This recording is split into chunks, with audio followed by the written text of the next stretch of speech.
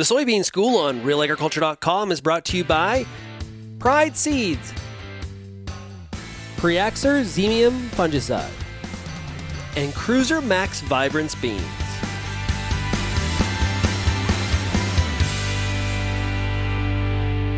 Kelvin Hepner for Real Agriculture. We are at Crop Diagnostic School in Manitoba and pleased to be joined by Geneviève with AYOS Technologies based in Quebec. And Geneviève, talking about Phytophthora root rot in soybeans, what are the methods or things growers need to know about when it comes to managing Phytophthora root rot?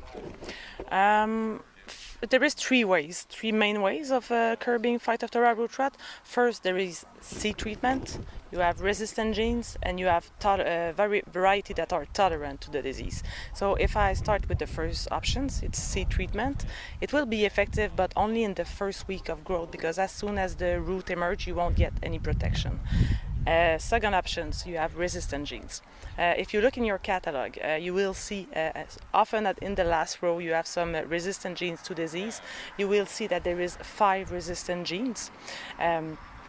And these, if you have the right genes, you will get full protection from planting to harvest. But the problem is that growers does not know which RPS genes to use, because to know which one to use, you need to know which pathotype or races or variant of the disease you have in your field.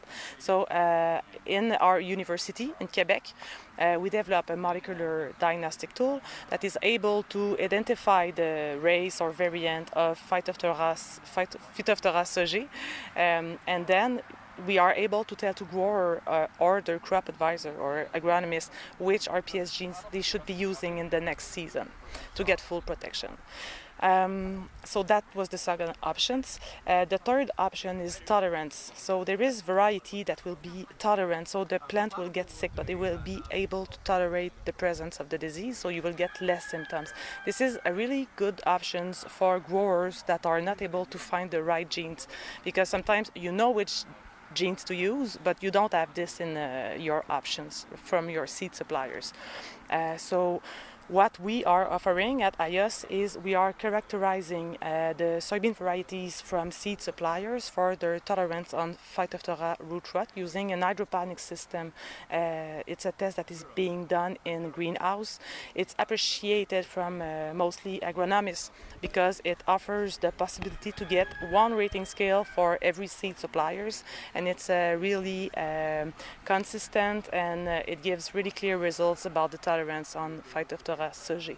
So then what we want is we want the growers and the crop advisor to be able to exploit resistant sources that already exist, being resistant genes and tolerance, just by selecting the right soybean variety. Okay. And so down the road we can expect to see a more standardized rating when it comes to that field tolerance?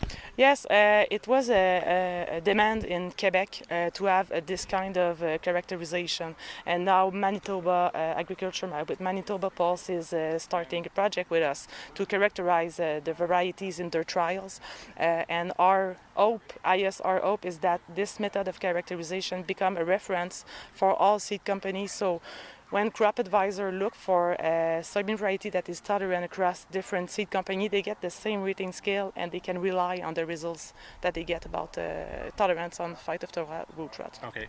This test is also has a faster turnaround. You get the information faster than the traditional ways of assessing Phytophthora root rot tolerance? Yes, exactly. Because usually what is being done is in-field trials, so you have to wait the whole season before to get the results. What we do, we inoculate the plants in the greenhouse, and 3 weeks later we get the results. We take pictures of the plants, and we see clearly the symptoms on the roots and on the aerial parts. So you can expect around 1 month and a half total before to get the results back when you send your seeds. Okay. What have you learned so far in applying this new technology or this new test, and what it means for the actual results in soybeans? Yes, we work with Phytophthora root rot since several years. We know the impact of this disease on soybean yields, but we know that growers and crop advisors need to see it in the fields to understand can be the impact. So we are doing plot trials with growers. There is a plot trial, it's just an example, with a grower in Ontario last year who was struggling with Phytophthora root rot. He was using mainly one resistant gene that was not suitable for him. So we did a plot trial with the one gene that is not suitable and another gene that is. And we used commercial varieties that are similar, that should give the same kind of expected yield.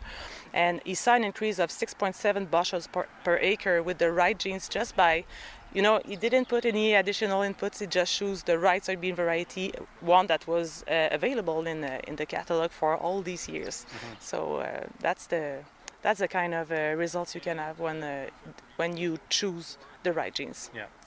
Finally then, Jen, are there other applications for this test that you guys have discovered or that you've commercialized? Yes, but what we want is that we want the genetic of soybeans that already exists. We want it to be better exploited because it already exists, and this type of gene for gene concept, where you have a resistant genes and a variant that is interacting with it, applied also for soybean cyst nematode, and which is very important in the US and is coming to, we see it more often in Canada, and it might become a big problem also. So we are working with Agriculture Canada in Quebec on the development of a similar diagnostic tool able to identify the race of the pathotype of soybean cyst nematode, so growers will be able to choose to select the right soybean variety that is resistant on soybean cyst nematode. All right. Very cool. Thank you. Yeah, thank you. Thanks for your time. Thank you. Yeah.